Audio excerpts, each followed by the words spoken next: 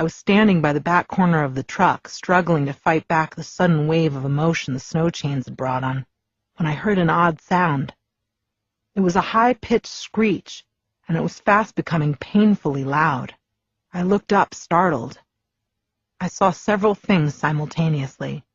Nothing was moving in slow motion the way it does in the movies. Instead, the adrenaline rush seemed to make my brain work much faster, and I was able to absorb in clear detail several things at once. Edward Cullen was standing 4 cars down from me, staring at me in horror. But of more immediate importance was the dark blue van that was skidding, tires locked and squealing against the brakes, spinning wildly across the ice of the parking lot. It was going to hit the back corner of my truck, and I was standing between them. I didn't even have time to close my eyes. Just before I heard the shattering crunch of the van folding around the truck bed, something hit me, hard, but not from the direction I was expecting. My head cracked against the icy black top, and I felt something solid and cold pinning me to the ground. Her eyes open, staring in shock. Bella? Are you all right? I'm fine. My voice sounds strange. Relief, so exquisite. It was nearly pain, washed through me at the sound of her voice. I sucked in a breath through my teeth, and did not mind the accompanying burn in my throat. I almost welcomed it. I tried to sit up, and realized he was holding me against the side of his body in an iron grasp. She is struggling to sit up, but I was not ready to release her. It felt somehow safer, better, at least, having her tucked into my side. Be careful, I think you hit your head pretty hard.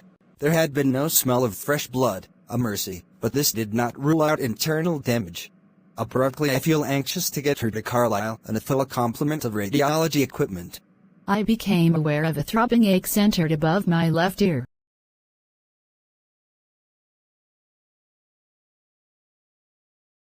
Relief made it funny to me, made me almost giddy. How in the... How did you get over here so fast? The relief turned sour, the humor vanished. She had noticed too much. Now that it appeared that the girl was in decent shape, the anxiety for my family became severe. I was standing right next to you, Bella. I looked at his concerned, innocent expression, and was disoriented again by the force of his gold-colored eyes. I knew from experience that if I was very confident as I lied, it made any questioner less sure of the truth. She struggled to move again, and this time I allowed it. I needed to breathe so that I could play my role correctly. I needed space from her warm-blooded heat so that it would not combine with her scent to overwhelm me. I slid away from her, as far as was possible in the small space between the wrecked vehicles. Look away first is a mistake only an incompetent liar would make, and I am not an incompetent liar. What was I asking him? My expression was smooth, benign.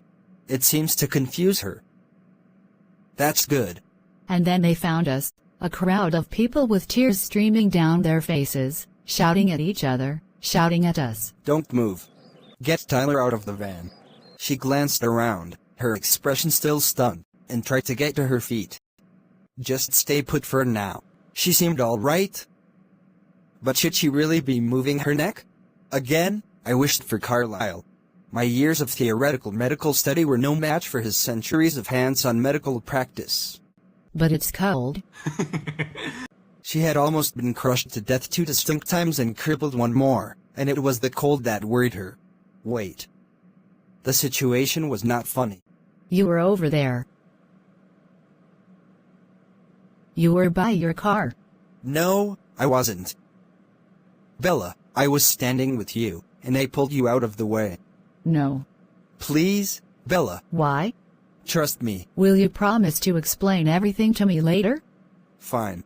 Fine.